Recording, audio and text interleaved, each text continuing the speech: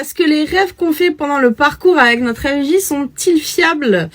Alors, là j'aime bien tes questions. Non, mais ils sont ce qu'il faut que tu vois pour que ton parcours se passe de façon optimale. I said what I said. C'est-à-dire que, par exemple, tout à l'heure, on parlait des pensées intrusives et des rêves récurrents qu'on peut faire et qui nous obsèdent et à la fois on n'en veut pas, tu vois. Ça, par exemple, l'intérêt de ça, c'est que justement, à un moment donné, tu pètes ton câble et que tu t'affranchisses de ces énergies-là. Pas forcément que du rêve, mais de ces énergies-là, parce que tu vas, si t'es maltraité par les pensées intrusives ou les rêves, en vrai, c'est la même chose. H24, au bout d'un moment, tu vas faire un rejet, non pas que des rêves, et la journée, t'es tout comme ça par rapport à ton autre. Le truc, c'est que si t'as des rêves comme ça en permanence et que l'autre en face, il tient pas la cadence et il fait n'importe quoi, tu vas faire un rejet, pas que des rêves, de la totalité du bloc, c'est-à-dire de lui aussi. Mais ça, c'est voulu. Tu vois. Donc le rêve, comme les pensées intrusives, c'est un outil de libération aussi. Vous avez en tête et vous voyez dans vos rêves et ce genre de choses ce que vous êtes censé voir. Le truc, c'est que parfois l'information non n'est pas fiable. C'est-à-dire, par exemple, si tu rêves que tu vas faire un enfant avec ton autre, ça n'est pas forcément fiable. C'est c'est vraiment ce que t'es supposé croire à l'instant T pour que tes énergies travaillent de la manière dont elles sont censées travailler. Putain, j'ai du mal ce soir. Mais donc c'est un peu un pet de crâne, je le reconnais, mais je suis sincère avec toi, c'est comme ça que ça marche.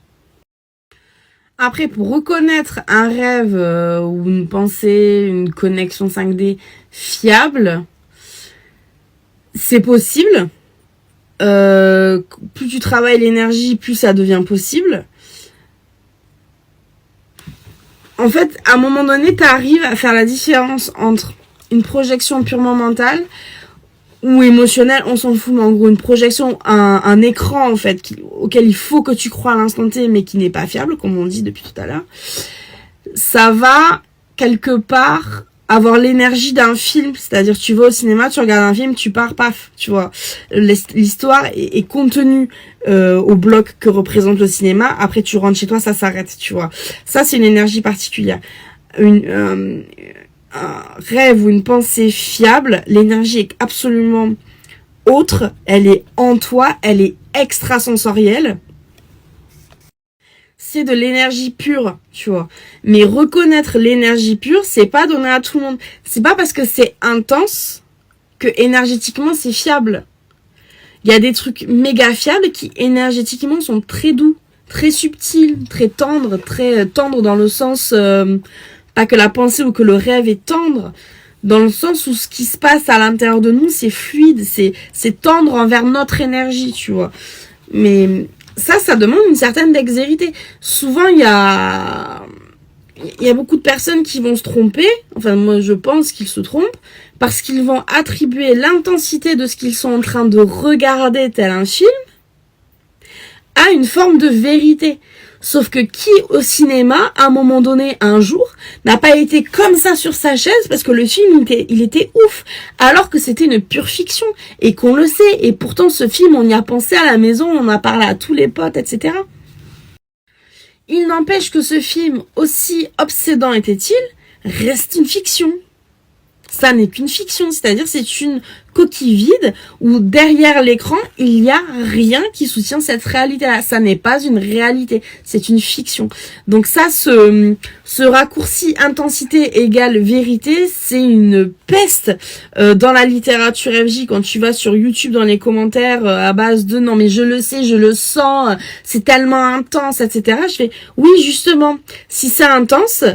moi je suis moyen chaude parce qu'une vérité qu'on ressent et qui va se transcrire dans quelque chose de projectif, c'est-à-dire qui va se réaliser à un moment donné, t'es pas genre en mode illuminé, genre comme ça, t'es genre en mode ah putain c'est ça qui va se passer, ok cool, et ben écoute on verra. J'ai presque envie de se dire c'est mou, tu vois, c'est genre tu prends vachement plus facilement du recul parce que t'es prêt à l'entendre, tu vois.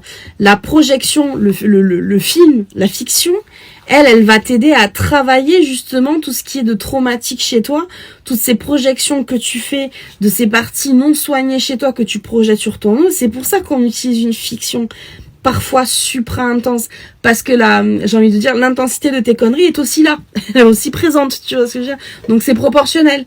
Le truc c'est que une fois que t'as soigné tout ça, la guidance, nous c'est ce qu'on appelle comme ça, on appelle ça la guidance que tu reçois, elle est, j'ai envie de te dire, peu importe ce qu'on va te dire, tu reçois ça avec beaucoup de recul, avec beaucoup de calme, genre, ok, ben super, ben je suis vachement dans la gratitude d'avoir l'information, après on verra au moins à l'instant T, tu vois. T'es pas là en train de, comment dire, d'être complètement illuminé, genre, waouh, on va faire ça avec la vigie, tu vois. Pas du tout. Voilà, donc du coup, je te laisse faire le ménage dans les rêves auxquels tu penses, d'estimer s'ils sont plutôt de l'ordre du film, de la fiction, ou de la guidance qui t'arrive de façon sereine, calme, parce que t'es prête et que, comment dire, que t'es prête à tout entendre, à tout faire, que t'as pas de limite avec toi-même, t'as pas de barrière particulière et que t'es tranquille, quoi, tu vois. Donc voilà, réfléchis à tout ça. Un petit moment d'introspection. Apparemment, c'est la thématique du soir, donc have fun!